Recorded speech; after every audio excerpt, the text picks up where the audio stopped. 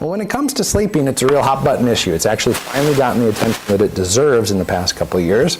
And with that, everyone's sitting out there saying, sleep more, sleep more, sleep more, but not always telling you other than get darker shades for your room, or put some lavender on your pillow before you go to bed, or don't eat 3 hours before you go to bedtime, all of which are fine ideas. They don't give you anything more than that, other than oftentimes a prescription or an over-the-counter.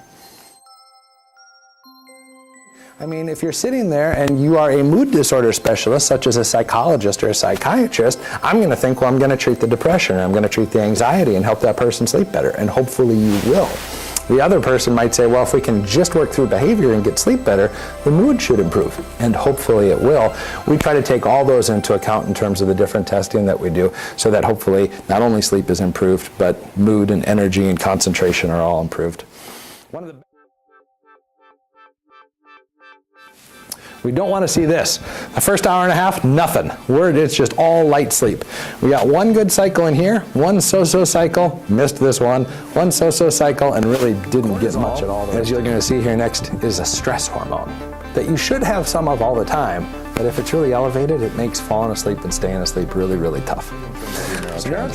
Or you're under-inhibited. You can't put the brakes on. Somebody's stepping on the accelerator too much, or the brakes aren't working.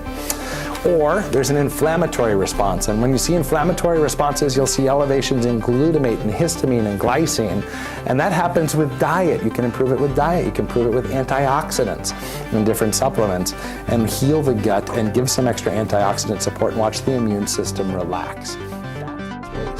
But when you're sleeping, if you're sleeping well, your fluid around all of your neurons actually swells to about 60%, and then when you start to wake up during the day, it shrinks again. It pumps. It literally pumps the entire spinal cord and brain, and it's called the glymphatic system. Your glia are your supportive neurons for your brain.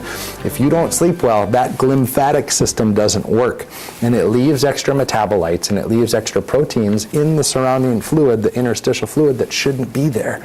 And some of those proteins are called beta amyloid, and every time they section somebody's brain who has Alzheimer's, it's filled with beta amyloid plaque.